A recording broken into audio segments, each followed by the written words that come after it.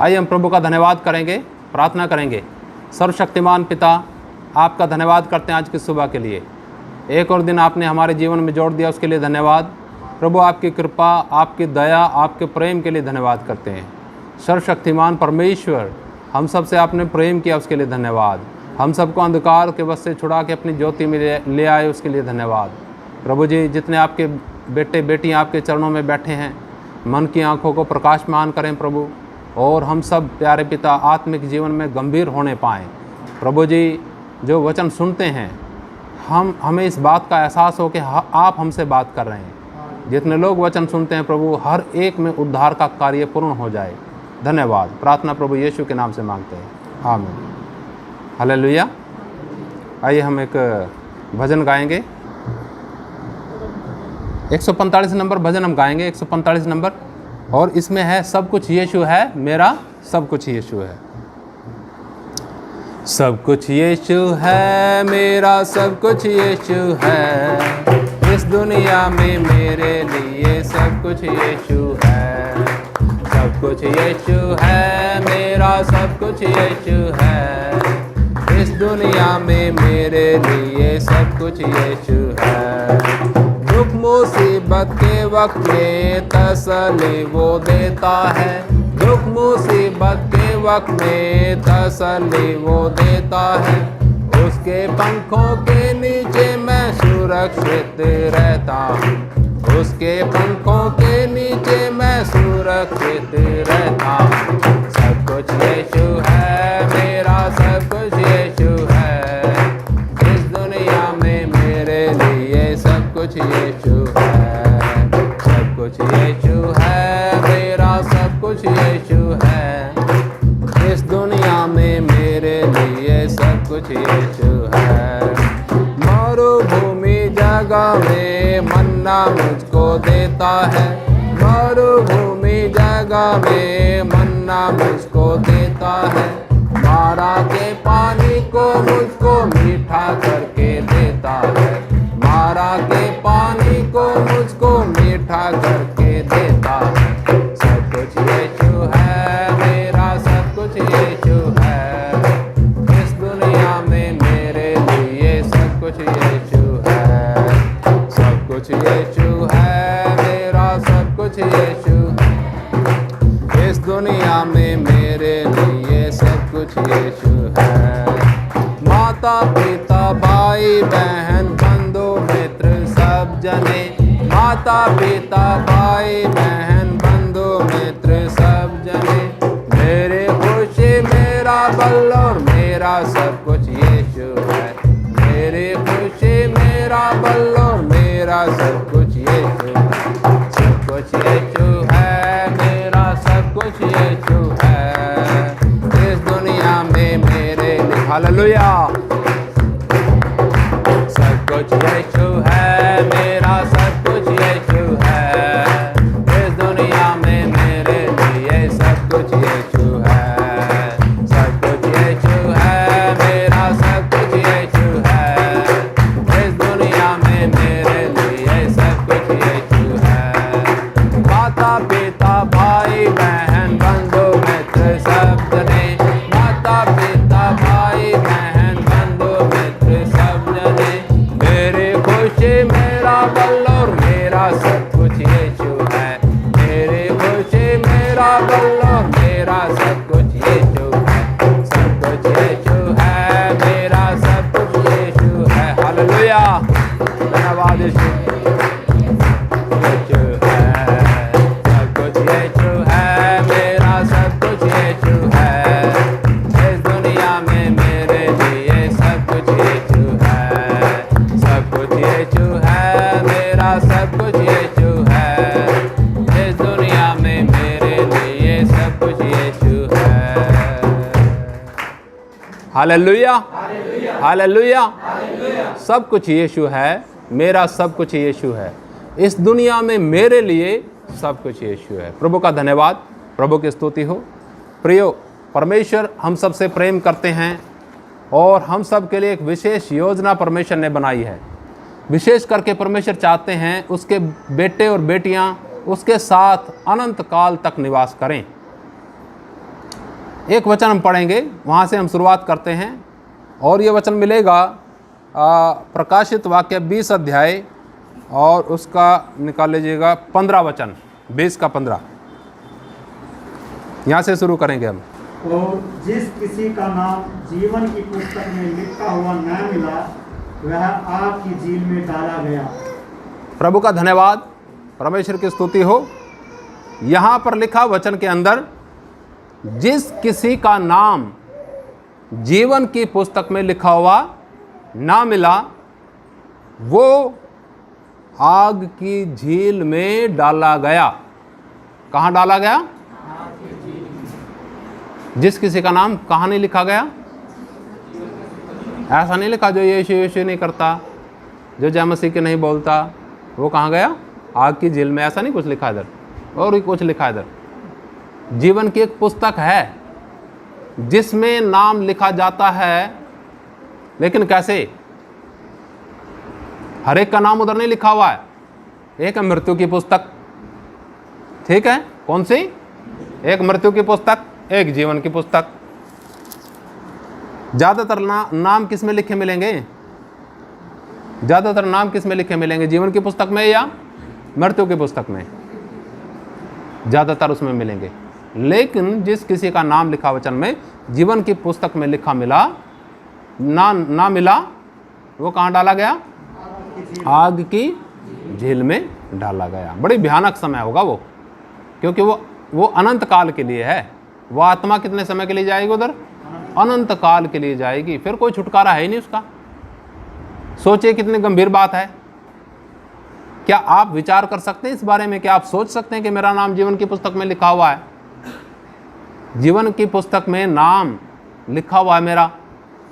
जिस व्यक्ति का जीवन की पुस्तक के अंदर नाम लिखा हुआ है, उसका विचार, उसके सोच, उसका लक्ष्य, उसका जीना, उसका उद्देश्य है क्या? वही बता देगा। ये जो बातें बताई, ये बता देंगी कि भाई इसका नाम जीवन की पुस्तक में लिखा हुआ है या नहीं। ठीक? विशेष लोग हैं वो जिनका नाम जीवन की पुस्तक में लिखा हुआ है। उनके चाल चलन व्यवहार से पता चल जाएगा, बोलचाल से पता चल जाएगा। थोड़ा और पढ़ेंगे हम वचन में, आइएगा। मत्ती 18 का 8 पढ़िएगा। मत्ती 18 अध्याय 8 वचन। तो ये याद रखें कि जिस किसी का नाम नहीं लिखा मिला तो कहाँ जाएगा वो? मत्ती 18 का।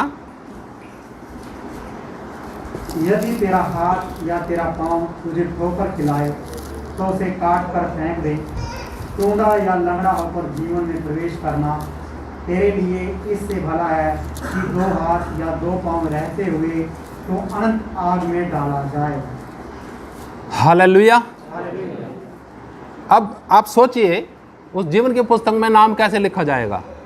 YouTube पे हमारे संदेश हैं बहुत, आप सुनते रहिएगा और उसमें जवाब जरूर मिलेगा आपको। लेकिन मैं बिल्कुल ब्रीफली, बिल्कुल क्या कहते हैं उसको, थोड़े संक्षेप में बताना चाहूँगा कि किसका नाम जीवन की पुस्तक में लिखा होगा। समझना उस बात को मेरे। कहीं कहीं क्योंकि YouTube पे भी लोग वचन सुनते हैं, कहीं वो गलत ना समझें, तो आप उस बात को थोड़ा गहराई से समझिएगा। एक तो जीवन की पुस्तक में नाम लिखा जाना, एक तो स्वर्ग के रास्ते पे चलना, और मतलब एक तो उद्धार के रास्ते पे चलना और एक उद्धार प्राप्त करना, दोनों अलग बातें हैं। ठीक है? तो ये जो मैं बात बता रहा हूँ कि जीवन की पुस्तक में नाम कैसे लिखा जाता है। सबसे पहले जब परमेश्वर का वचन आता है हमारे पास, यह अविनाशी वचन आता है, तो इस वचन की छाया में हम अपने जीवन को जब जांचते हैं कि मैं पापी हूँ, क्या हूँ मैं? पापी हूँ। और पाप मुझे कहाँ लेके जाएंगे? अनंत आग में लेके जाएंगे। और मुझे एहसास होता है कि मैं गलत हूँ, मेरी गलतियाँ हैं, उन गलतियों का एहसास होता है और उसका परिणाम का भी पता चलता है कि इन गलतियों का परिणाम बड़ा खतरनाक और भयानक है। हालेलुया। तो व्यक्ति क्या करता है फिर? अफसोस करता है, पश्चाताप करता है। समझे आप? क्या करता है? पश्चाताप करेगा, अफसोस करेगा कि गलती मेरी थी और मेरी गलतियों की कीमत चुकाने के लिए यीशु मसीह ने अपने लहू की एक एक बूंद बहाई, उसकी पीठ पे 39 कोड़े मारे गए, उसने कुर्बानी दी, उसने जान दी ताकि मुझे जीवन मिले। साधारण सी बात है, ठीक। जब हम ये विश्वास करते हैं, घुटनों पे रोते हैं, पश्चाताप करते हैं, तब हमारा नाम जीवन की पुस्तक में लिखा जाता है। जब चंगाई सभा में जाते हैं ना, बड़ी बड़ी सभा में जाते हैं लोग, एक आशा रख के जाते हैं। क्या रख के जाते हैं? कि हाँ मैं तो उद्धार पाने जाता हूँ, ऐसा, हाँ मैं तो उस चंगाई सभा में क्या पाने जा रहा हूँ? उद्धार। ऐसा करके जाते हैं, या कि भाई मेरा हाथ ठीक हो जाए, मेरे पैर ठीक हो जाए, मेरे आँख ठीक हो जाए। क्या रख के जाते हैं विचार? कौन सा विचार से जाते हैं? वो तो परेशान है। क्यों जी? मान लो बहुत से लोग हैं, आपके भी होंगे, कहीं कहीं वहाँ जाते हैं ना, उधर कहाँ आजकल ज़्यादा मशहूर हो रहा है, चंडीगढ़, है ना, वहाँ चल दिए। इसलिए चल दिए कि हमें उद्धार प्राप्त करना है, इसलिए चंडीगढ़ चलें चंगाई सभा में। जो चीज़ सोच के चले ही नहीं मन से, वो परमेश्वर क्यों देगा? लोग सोच के चले हैं कि मुझे चंगाई मिले तो चंगाई मिलेगी, लेकिन जो मैं बता रहा हूं, चंगाई मिलने से जीवन की पुस्तक में नाम कतई नहीं लिखा जाएगा। ठीक है, जीवन की पुस्तक में नाम लिखे जाना है, उस आग और गंधक की झील से बचना है। तो क्या करना है? अपने पापों से अफसोस, अपने पापों से पश्चाताप करना है। हालेलुया। अपने पापों से माफ़ी मांगनी है। जब हम इस प्रकार से अपना जीवन समर्पित करते हैं तो हमारा नाम जीवन की पुस्तक में लिखा जाता है। हालेलुया। और फिर कोई डर नहीं है।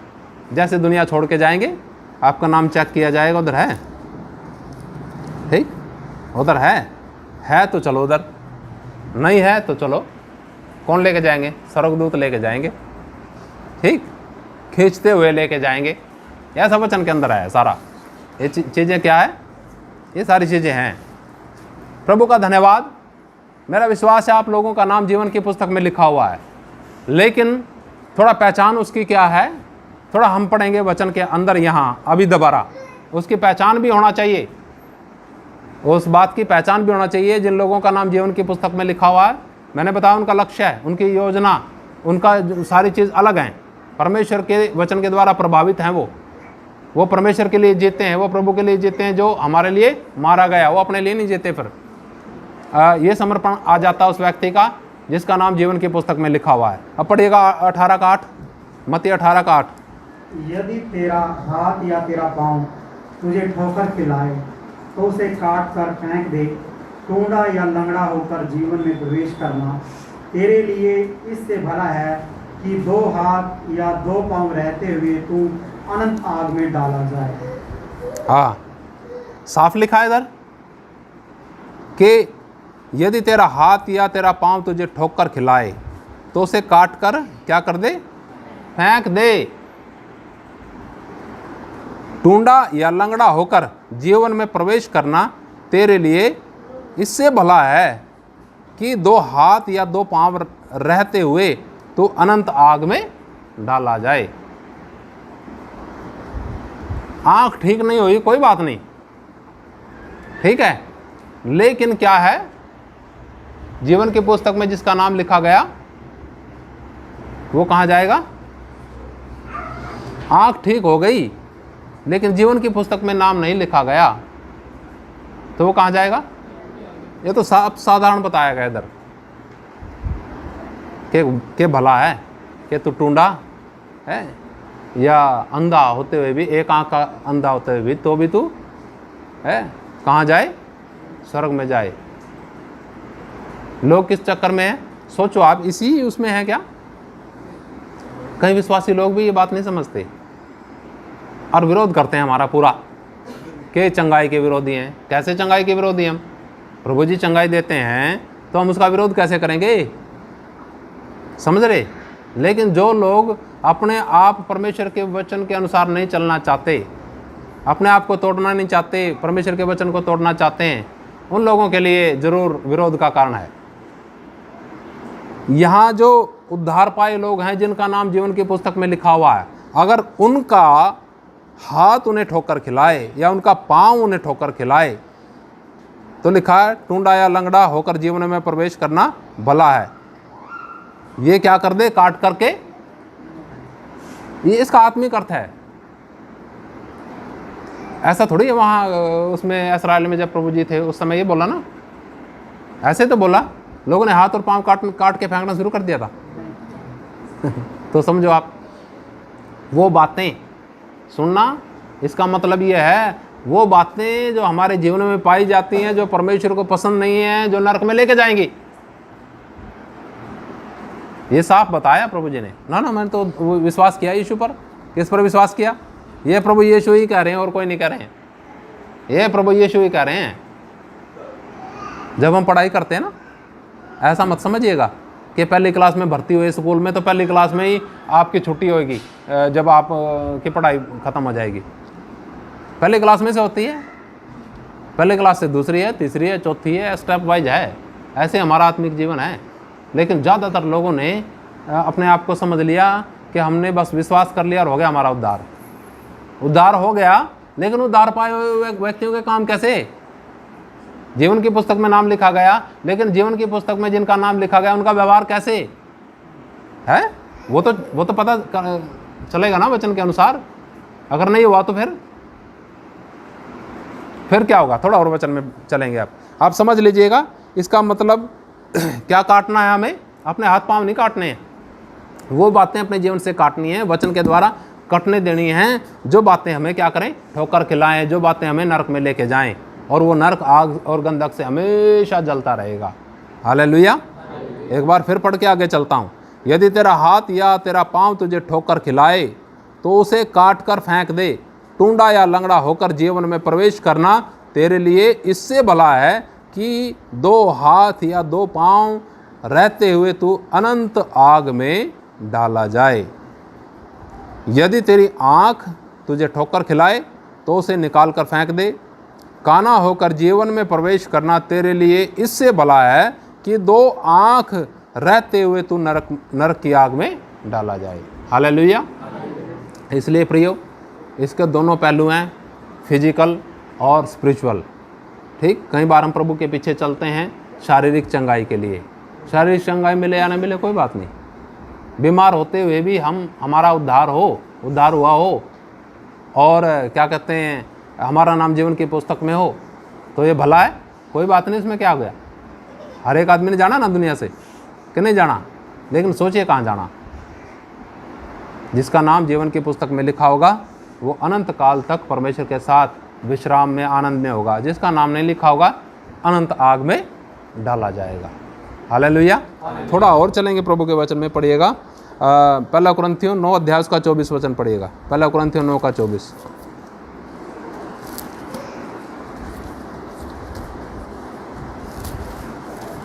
क्या तुम नहीं जानते कि दौड़ में तो दौड़ते सभी ही हैं, परंतु इनाम एक ही ले जाता है।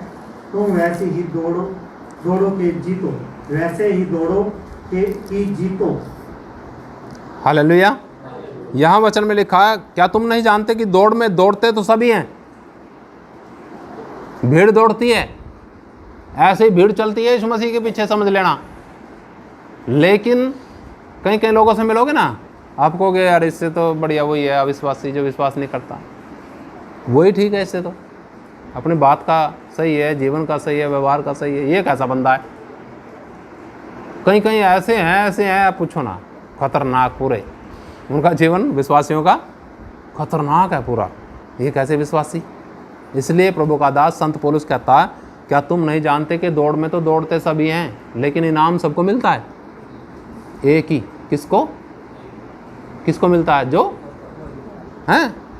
जो क्या करता है। कैसे जीता जाएगा? इधर देख लो थोड़ा सा। नहीं वो तो ऐसा है, वो भी तो पीता है। तूने पी ले तो क्या दिक्कत है?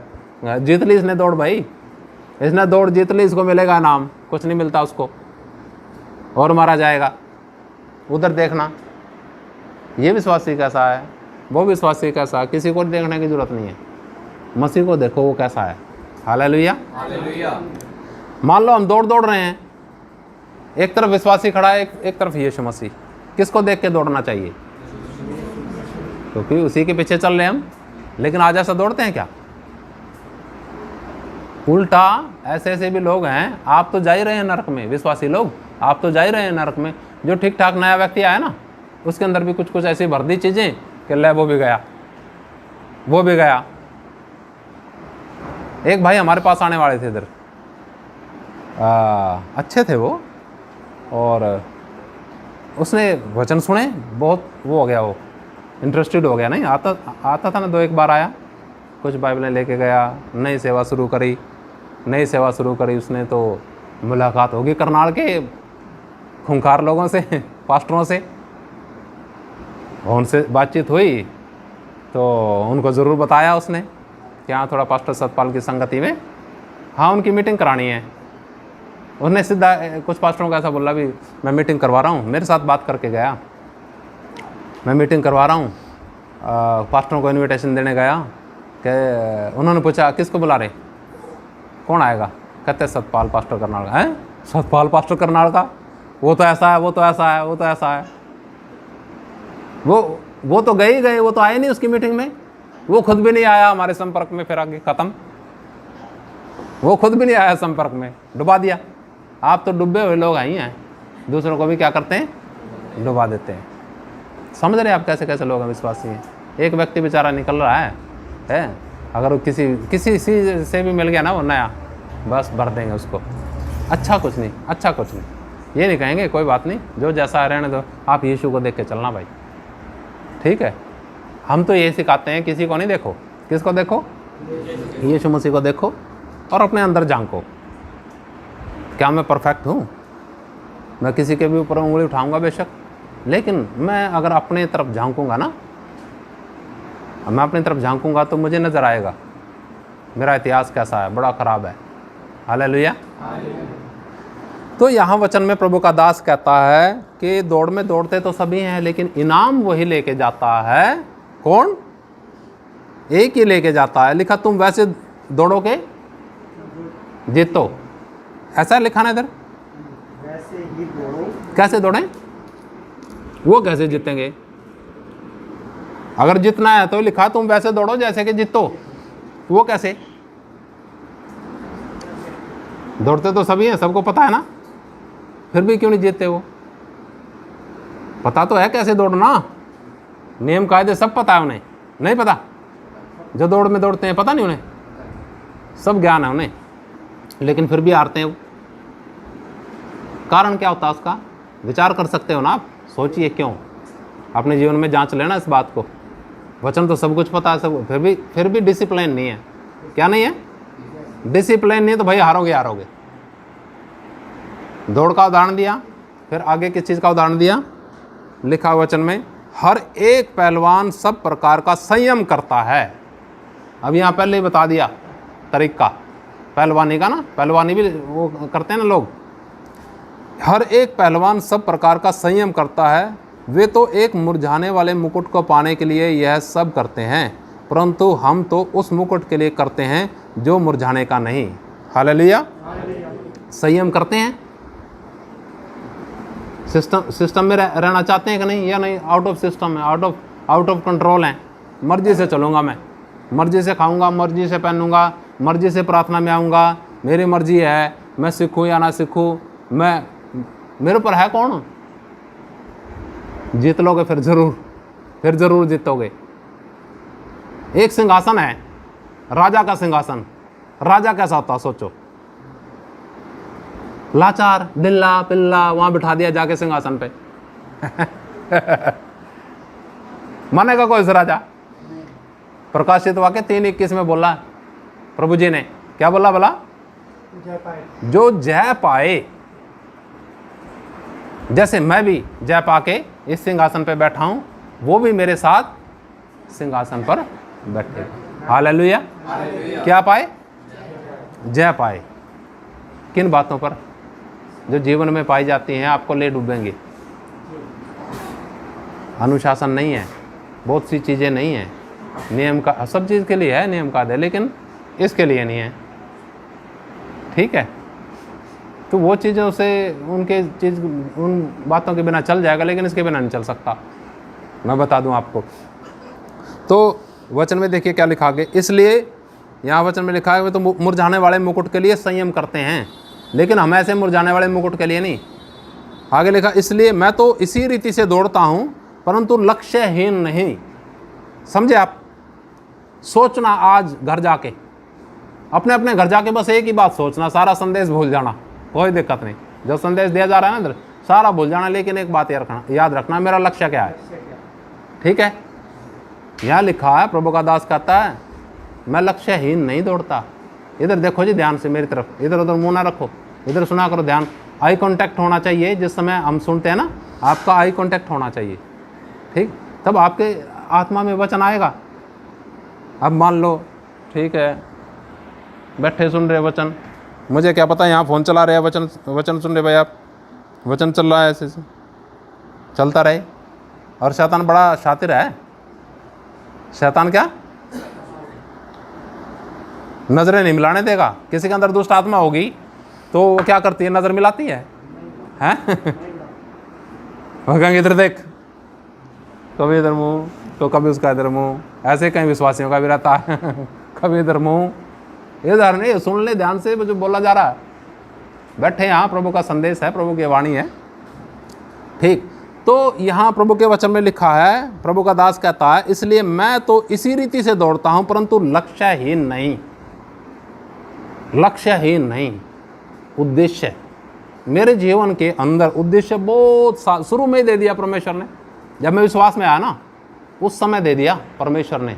एक विश्वासी के साथ बैठता था मैं चर्च के, उसके साथ बातचीत होती थी यीशु मसीह के आने के बारे में, यीशु मसीह के आने के बारे में बताते थे। वो कहते, मैं कहता कब आएगा प्रभु यीशु मसीह, कब आएगा?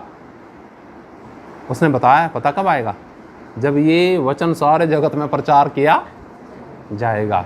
मैंने कहा अच्छा ठीक है, मैं भी प्रचार करूँगा। मैं भी जा के प्रचार करने लगा। एक लक्ष्य मिल गया ना मुझे, शुरू से एक लक्ष्य मिल गया। क्या आपके पास है लक्ष्य? यहाँ प्रभु का दास तो कहता कि मैं लक्ष्य नहीं दौड़ता, लक्ष्य के साथ दौड़ता हूँ।